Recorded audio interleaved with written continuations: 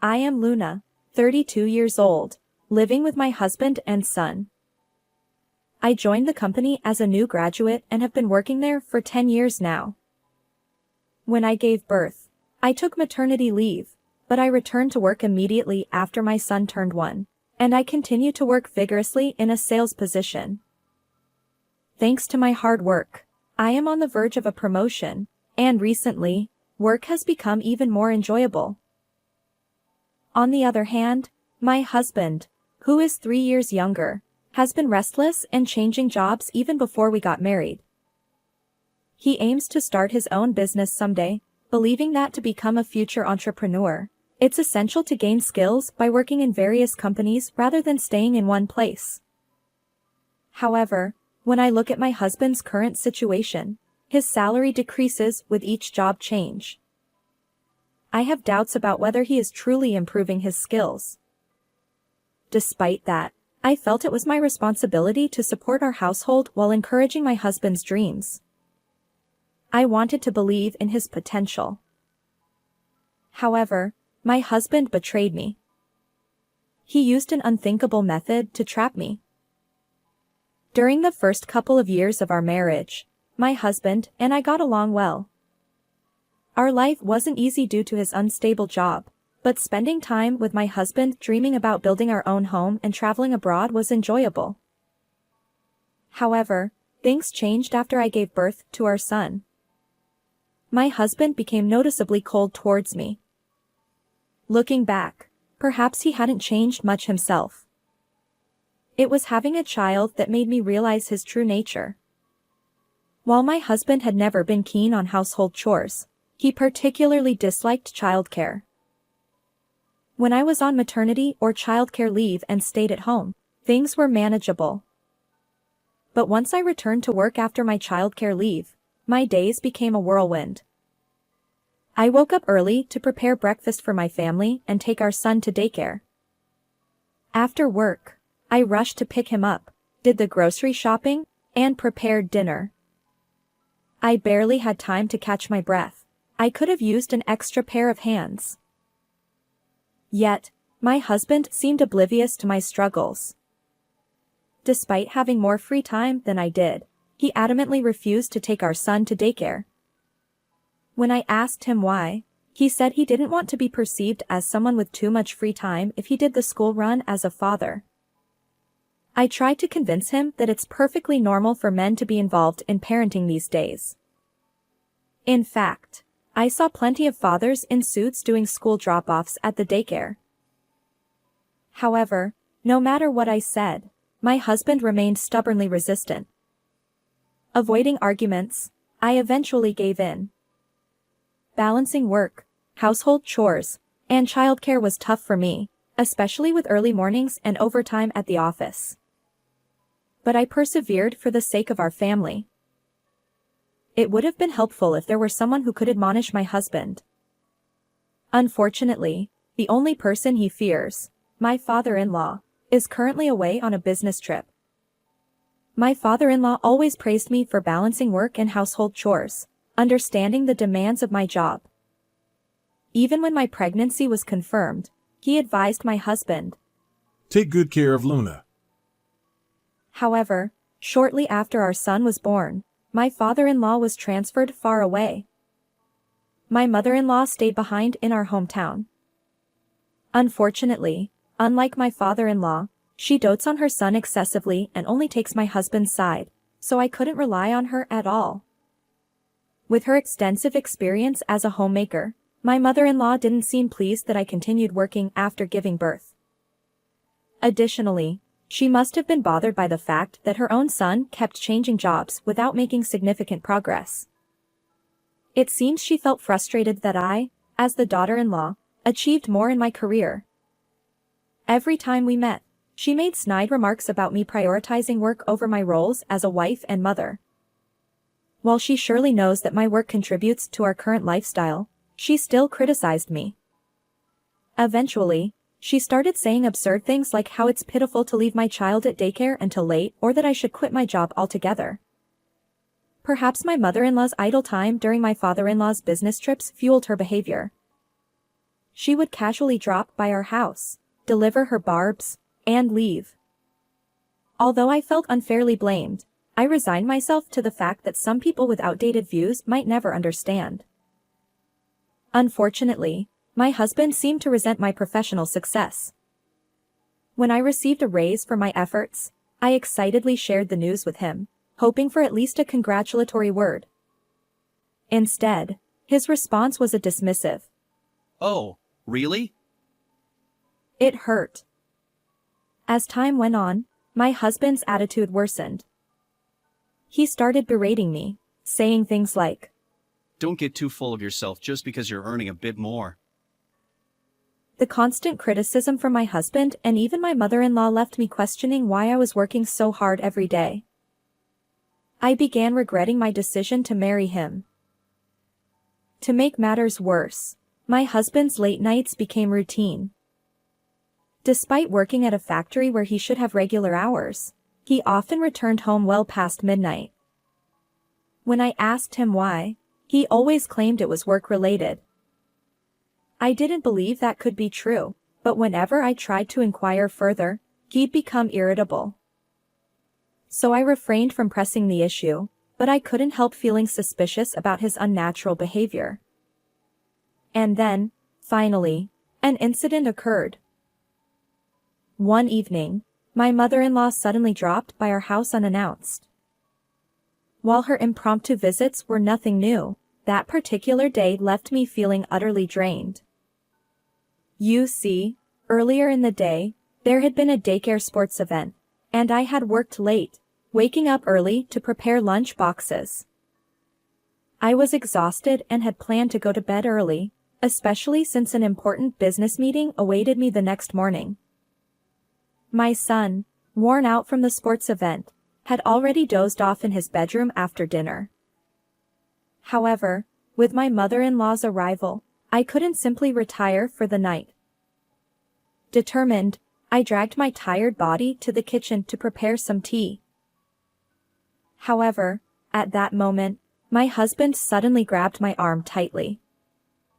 Surprised, I looked at his face. You must be tired, so I'll take care of it. My husband rarely steps into the kitchen, so I was taken aback.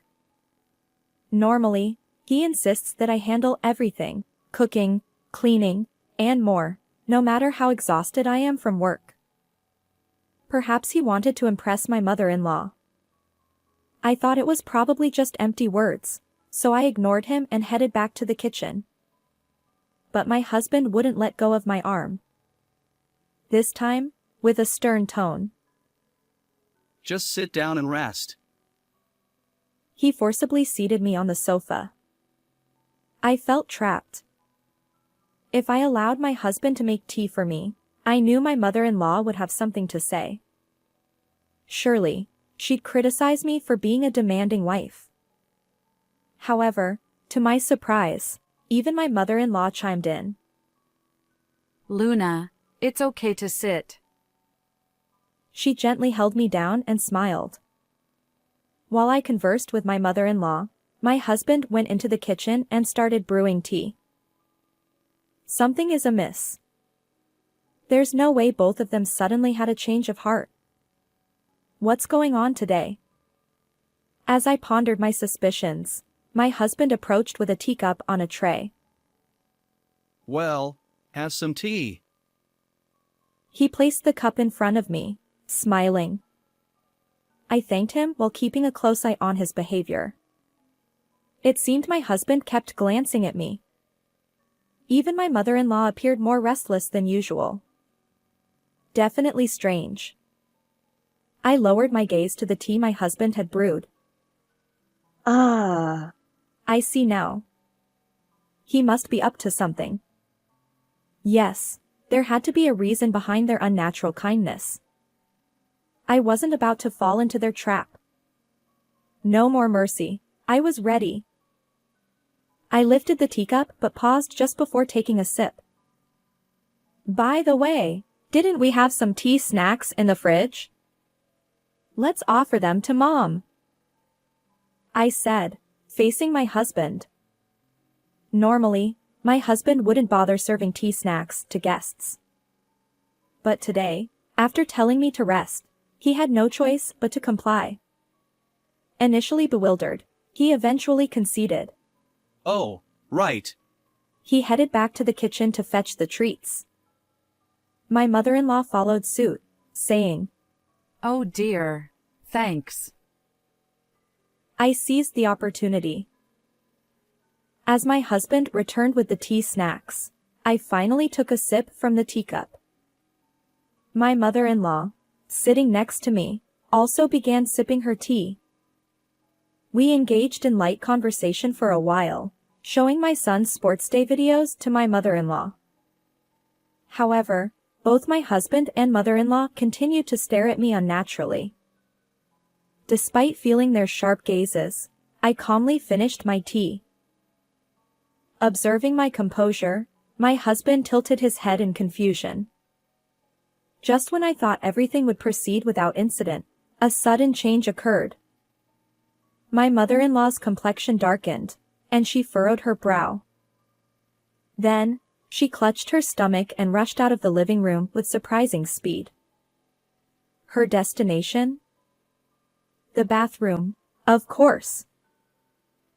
I had suspected something was amiss, and now it seemed my intuition was correct. Glancing at my husband, his eyes remain wide open, and he looks utterly bewildered. Then, in an instant, he shoots me a piercing glare and hurries to follow my mother-in-law. As he pounds on the bathroom door, he calls out, Mom, are you okay? From inside the bathroom, my mother-in-law emitted pained groans, though I couldn't quite make out her words. Well, I could imagine the situation fairly well. A few minutes later, my husband returned to the living room, leaving my mother-in-law in the bathroom. His face had turned pale, and he nervously bit his lip. I addressed him. You know, it seems you put something quite suspicious in my tea. His eyes widened, and he exclaimed, So it was you after all. I chuckled and replied, No, no. It was you, wasn't it? Since the tea you served me seemed incredibly dubious, I discreetly swapped it with your mom's. My husband spat out. You're a terrible wife. Suspecting me. I couldn't help but burst into laughter. Well, who's worse, really? I retorted. You probably spiked it with laxatives or something. The strange powder clinging to the rim and inside of the teacup gave it away. Indeed, there was a faint white powdery substance on the cup. If my husband were someone who regularly brewed tea, I might not have been suspicious. But he never did any household chores, and my mother-in-law believed it was only natural to boss me around. The fact that both of them went out of their way to make me rest was highly unlikely. So, I had been carefully observing my husband's actions and the tea he served. My husband's ill-conceived plot was exposed, and he confessed everything. However, the motive behind his attempt to spike my drink with a laxative was so trivial that it left me utterly bewildered. Apparently, upon learning that I had an important business meeting the next day, he conspired with my mother-in-law to sabotage my work. If their plan had succeeded, I would have either cancelled the meeting due to illness or found myself repeatedly rushing to the bathroom during negotiations with our client. Such a situation could have negatively impacted my professional reputation at the company. Yet, tampering with someone's beverage is undeniably a criminal act. Why would both my husband and mother-in-law go to such lengths to undermine me? I find their actions pitiable. After being completely exposed and defiant, my husband glared at me. If anything happens to Mom, I'll demand compensation. But I retorted, What are you talking about? You're the one who should pay compensation. I chuckled and added, I know you've been cheating all along. His expression froze in an instant. Despite having plenty of free time, he always claimed to be busy with work, returning home late. Even on his days off, he'd go out alone, leaving almost no time for family. When he was home, he'd be glued to his smartphone. Suspicious of his infidelity, I hired a private investigator to track his actions. The results were as expected. My husband had been deceiving me. He pretended to be single at a mixer, got close to a young woman, and spun tales about upcoming business ventures. She, fresh out of school and naive, fell for his lies. Later, my husband tried to justify it, claiming that dating a younger woman boosted his confidence. I could almost picture him puffing up, bragging about his future as a CEO. But if he had that much free time, he should have put more effort into achieving his goals. Instead, it seemed my husband, like a spoiled child, was chasing an impossible dream of entrepreneurship. Surprisingly, my husband, caught in his infidelity, turned pale and froze. I looked him straight in the eye. "Let's get a divorce. You'll pay alimony, of course, and child support." His defeated response was, Fine, whatever. but then he tried to assert himself. Just so you know, if we divorce, I'll take half of our savings. I know you've been secretly hoarding money. I chuckled and sighed. "You won't get a share of my assets. Most of the remaining savings are from when I was single. The pre-marriage savings aren't subject to division." He retorted. What? That can't be true. Besides, you've been earning lately. I decided to enlighten him. The recent earnings have mostly gone toward living expenses since you contribute very little. His face fell. Then I added, "By the way, every piece of furniture and every appliance in this house was bought with my money. So don't even think about taking them when you leave. This house is in my name, so please gather your belongings and leave." As my mother-in-law emerged from the bathroom looking defeated, I told her, "I'll be informing your husband about this." She pleaded, Please. Don't tell him. but I didn't hesitate. I contacted my father-in-law. Naturally, he was furious, and my mother-in-law was handed a swift divorce. Afterward, realizing that he couldn't expect any share of the assets, my husband finally understood his predicament. Despite pleading with me, saying he didn't want to separate and that he couldn't live without me, his apologies now hold no sway over my feelings. I hired a lawyer, and the divorce with my husband was finalized successfully. I claimed substantial compensation for emotional distress and child support. Due to his low income, my husband couldn't pay the compensation in one lump sum, and he ended up burdened with significant debt.